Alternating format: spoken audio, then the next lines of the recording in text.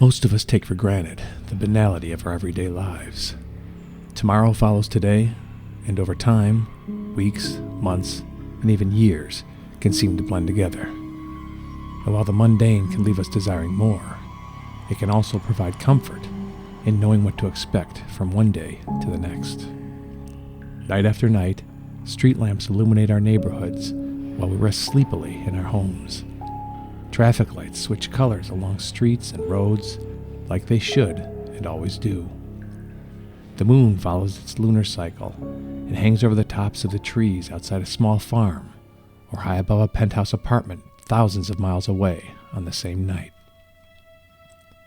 Night gives way to morning as the sky burns a fiery orange and dawn succumbs to day and a rich blue sky. Birds chirp and sing, and all the small creatures resume their daily duties, as do we. However, throughout history, there are moments that occur that forever alter the course of time. Sometimes these happenings are of such a magnitude they are impossible to be overlooked, while others can be missed entirely, like a puff of smoke vanishing in the open air. And these are often the most mysterious turns of events, for they creep up on us, and on rare occasions, these seemingly small occurrences can have immense and even terrifying impacts on all our lives. Within a large corporate office, people can be seen working in their cubes, a few heading to and fro, and another using a copier. Martin Anderson, a clean-cut man dressed in a crisp-fitted dress shirt, feverishly types away at his keyboard. Martin's good with numbers and a veritable expert at managing hundreds of orders, all while coordinating the available stock in the warehouse. He pauses his typing briefly, checking an order, and just as he returns to his laptop, a coworker steps up to his cubicle. "Hi, Martin. I'm sorry to interrupt." He turns to see an older woman dressed in a fashionable suit standing at the entrance of his cube.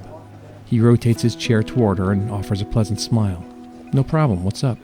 I hate to do this to you, but can you email me a copy of the land-in order for May? They're complaining that we shorted them on a few things, and I want to be sure we have our ducks in a row." Yeah, of course. I'm pretty sure we did everything right on our end. I double-checked the order myself before it shipped out." "Oh, I don't doubt it." She leans in and whispers, "That's why I prefer to have you handle my orders." She returns to speaking normally. "I have a feeling the warehouse screwed up." He smiles, then checks his watch. "Is it okay if I get you that stuff after lunch? I was just about to head out." "Oh, yeah, absolutely. Thanks, Martin." She leaves, and he jots down the word Landon on a sticky note, placing it on the edge of his monitor. He maneuvers the mouse around, clicking a couple of times, then pauses at the live stream of a news channel. On a live feed, a stern reporter stands in front of a government building as Martin listens briefly to the report. The ship was discovered in the Mediterranean Sea off the coast of Greece, listing badly to one side. Greek officials are still unsure what may have caused such a huge fire on the vessel and are deeply troubled by what some witnesses have described as a disturbing scene of horrific sadism on board the cruise ship. There are conflicting reports of a potential riot, but these are still unconfirmed. Strangely, a distress signal was sent, but only once. Most troubling, the ship had more than 2,500 passengers and crew on board, and I've been told by confidential sources that there are many missing passengers and potentially no survivors. Officials insist that ongoing rescue efforts will continue as military and state emergency personnel work throughout the night in search of survivors and answers. Martin shakes his head, clearly unsettled by the news as he closes his laptop. He then systematically organizes his meticulous desk, opens a drawer, and retrieves a small lunch cooler from within. Closing the drawer, he gives his desk one more glance, pausing to wipe a light smudge of a picture of his wife and daughter. He straightens his shirt, pushes in his chair, and exits. Casually but briskly, he walks through the office. Several people greet Martin as he passes, and each time he responds with a pleasant hello. Outside, it's a beautiful, warm summer day. Martin exits his office building and heads to his car. He steps up to a clean, modest sedan, starts the engine, and heads out of the office park. A short time later, his car enters the parking lot of a forest preserve and pulls into a space. Martin slides the car into park and grabs his lunch cooler. He steps out of the car, shutting the door and taking a moment to enjoy the warmth of the sun on his face. He takes a relaxed look about, seeing several people at various picnic tables, eating lunch among a pristine, lush area surrounded by trees and fields. It is clearly a popular place to relax. Martin moves forward towards a worn path. It's a route he seems quite familiar with. He walks a bit before encountering another trail, which he turns onto. After another moment, he exits the trail and works his way through some light brush. Finally, he comes upon a small opening sprinkled with sunlight and a nice stone to sit upon. Reaching the stone, he brushes dirt and leafy debris off a small section. He takes a seat, holding the cooler in his lap. He inhales deeply through his nose, welcoming the fresh air. Looking forward, he smiles, then turns his attention to the cooler. He opens it and reaches inside, slowly pulling out a woman's bracelet. He feels it fondly with his fingers, and then replaces it in the cooler. Next, he pulls out a woman's watch. He lays it gently across his palm, admiring it almost lovingly.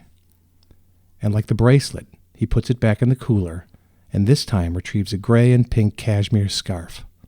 He holds this item with great care, caressing it between his fingers. A look of nostalgic affection fills his eyes as he stares upon the corpse of a young woman sprawled out before him.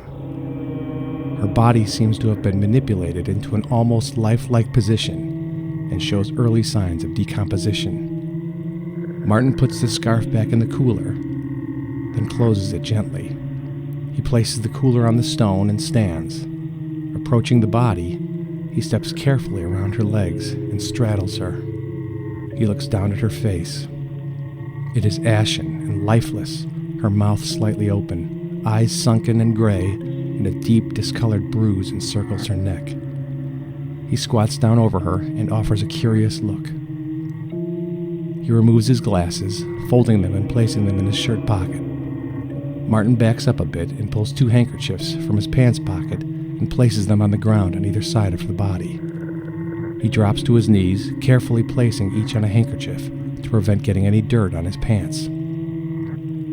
Now straddling her, he brings his face close to her body, inhaling deeply through his nose, his eyes closed with what appears to be a sense of pure bliss. He moves his face forward and farther up her body, spellbound. He hesitates, looking at her decaying face. Martin gently touches the cheek of the dead woman, smiling sadly. He leans forward, placing his hands on either side of her head, then moves his face just above hers. And like an adoring lover, he closes his eyes and kisses her cold, dry lips. As he lifts his mouth from hers, the corpse lunges forward, and the woman's cadaverous hands grab hold of Martin's head, and at the same moment, her gnashing teeth sink into his face, tearing flesh from bone. Martin struggles feebly as the undead woman shows him far less mercy than he did her, and introduces him to a level of pain and brutality that is truly supernatural. His agonized screams halt conversations and stop hikers throughout the forest dead in their tracks. For death itself had stepped into the mortal world as the corpse of his murdered victim literally tore Martin to pieces. And while there's a certain sense of justice in Martin's case, this incident would represent only the beginning, for the cup of mankind's sins had finally been breached, and the terrible fury of the end times had begun.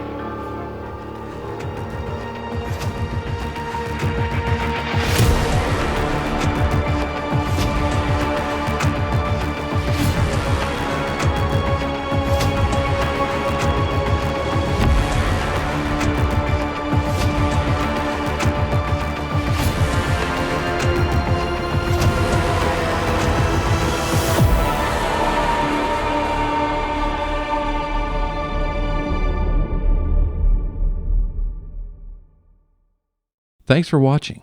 I hope you enjoyed this story, and if you like this kind of content, please like, share, and subscribe. I'd really appreciate it. And make no mistake, your support means a lot. Oh, and be sure to bludgeon the notifications bell. The way it just sits there, it's just asking for it. See you next time.